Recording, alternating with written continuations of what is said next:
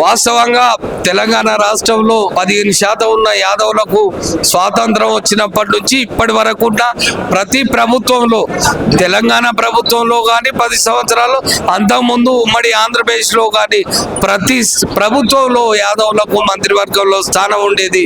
కానీ పోయిన ఎలక్షన్లో మరి గంపగుత్తగా కాంగ్రెస్ పార్టీకి మేము ఓటేసిన పాపానికి ఇవాళ కాంగ్రెస్ పార్టీ మొండి చేయి చూయించింది.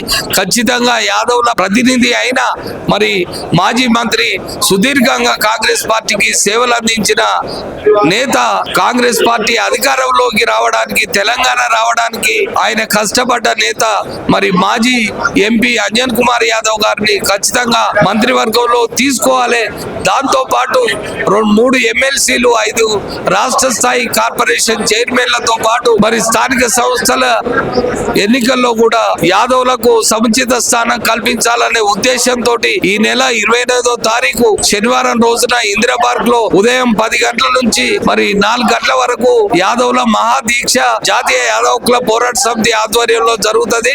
కాబట్టి నేను తెలంగాణ 33 జిల్లాలకు నేను పిలుపునిస్తున్న జాతీయ అధ్యక్షుడుగా నా పేరు మేకల్ రాములు యాదవ్. నేను ఖచ్చితంగా మన తెలంగాణ రాష్ట్రంలో ఖచ్చితంగా అంజన్ కుమార్ యాదవ్ గారికి మంత్రి పదవి ఇవ్వాలనే ఉద్దేశంతో మనం తలపెట్టిన మరి మా యాదవుల మహాదీక్షకు వేలాదిగా మరి 33 జిల్లాల నుంచి యాదవులను తరలి రావాలి, ఈ ప్రభుత్వానికి బుద్ధి చెప్పాలనే ఏకైక లక్ష్యంతో ఆ దీక్ష చేస్తున్నాం.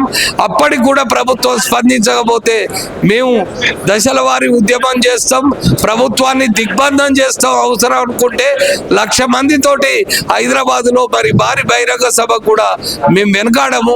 వచ్చే ఎలక్షన్ లో కాంగ్రెస్ పార్టీకి మీ స్థానిక సంస్థల ఎన్నికల్లో మీ యూటర్న్ తీసుకొని ప్రభుత్వానికి, రేవంత్ రెడ్డి ప్రభుత్వానికి బుద్ధి చెప్తామని ఈ సందర్భంగా. ప్రభుత్వం ఏర్పడి దాదాపు 7 ఏడాది గడుస్తుంది. ఎట్లా ఉంది మీ సామాజిక వర్గం పట్ల ప్రభుత్వం తీరు ఏ విధంగా ఉంది? బీఆర్ఎస్ కూడా 2 సార్లు అధికారంలో ఉండి బీఆర్ఎస్ ఏ విధంగా ఉంటుంది, కాంగ్రెస్ పార్టీ ఏ విధంగా? వాస్తవంగా ఏంటంటే గత ప్రభుత్వం 5 ఎమ్మెల్యేలు ఇచ్చింది, 1 ఎంపీ రాజ్యసభ ఇచ్చింది, అదే విధంగా ఎమ్మెల్సీలు ఇచ్చింది, అదే విధంగా మరి డిసిఎంఎస్ చైర్మన్లు, డిసిసిబి చైర్మన్లు, మున్సిపల్ చైర్మన్లు ఇచ్చిండ్రు. కానీ వాళ్ళని కాదని ఇవాళ కాంగ్రెస్ పార్టీకి గంపగుత్తగా ఓట్లేస్తే ఇవాళ ఘోరం, ఇవాళ యాదవులను మోసం చేస్తుంది ఇవాళ రేవంత్ రెడ్డి ప్రభుత్వం. ఖచ్చితంగా మంత్రివర్గంలోకి మరి అంజన్ కుమార్ యాదవ్ గారిని తీసుకోవాలి. 45 సంవత్సరాలు సుదీర్ఘంగా మరి కాంగ్రెస్ పార్టీకి సేవలు చేసిండ్రు, ఎన్నో కేసులకు బలైపోయిండు. మరి 45 సంవత్సరాలు కాంగ్రెస్ పార్టీకి వెన్నంగా కాంగ్రెస్ పార్టీ అధికారంలోకి రావడానికి కృషి చేసిన వ్యక్తికి ఖచ్చితంగా ఇనానిమస్ గా అంజన్ కుమార్ యాదవ్ గారికి మంత్రివర్గంలోకి తీసుకోవాలని మేము 28వ తారీఖు తలపెట్టిన ఇందిరా పార్క్ లో తలపెట్టిన దీక్షను విజయవంతం చేయాలని మా యాదవ శ్రేణులను జాతీయ అధ్యక్షుడు ఏర్పడిన తర్వాత అదే ఇందిరా పార్క్ దగ్గర ఎన్టీఆర్ గ్రౌండ్ దగ్గర ఇదే యాదవులకు సంబంధించిన యాదవుల సమ్మేళన అది సదర్ పండుగ ప్రభుత్వం తరఫున నిర్వహించింది కదా. ముందు అధికారంగా నిర్వహిస్తాం, యాదవులకు అండగానే ఉంటాం అన్ని విధాలుగానే కూడా మాట్లాడు. ఓకే, అది సదర్ అనేది మా ఆత్మగౌరవానికి సంబంధించింది, మా యొక్క సంస్కృతికి చిహ్నం. ఇవాళ భాగ్యనగరంలో లక్షలాది మందితోటి మేము సదర్ పండుగని నిర్వహిస్తాం.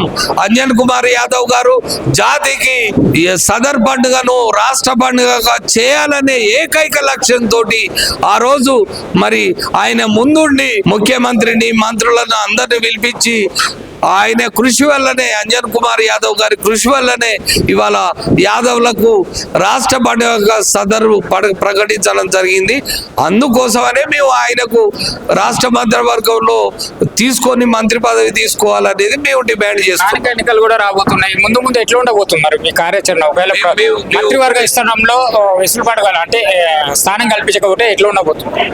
మంత్రివర్గంలో గారికి మా వాళ్లకు స్థానం కల్పించకపోతే మాత్రం మేము చెప్తున్నాము అంజన్ కుమార్ యాదవ్ గారికి ఖచ్చితంగా ఇవ్వాలని. మరి కల్పించకపోతే మాత్రం మేము రాబోయే మరి స్థానిక సంస్థల ఎన్నికల్లో sarpanch, MPTC, ZPTC, municipal corporation ఎలక్షన్లో ఖచ్చితంగా యాదవులు యూటర్న్ తీసుకుంటారు. మేము ఇవాళ 15% ఉన్నాం. ప్రభుత్వం భయపడాలి మాకు. ఖచ్చితంగా రాబోయే స్థానిక సంస్థల ఎన్నికల్లో మేము బుద్ధి చెప్తాం కాంగ్రెస్ పార్టీ, రేవంత్ రెడ్డి ప్రభుత్వానికి అనేది ఈ విధంగా హెచ్చరిస్తున్నాం.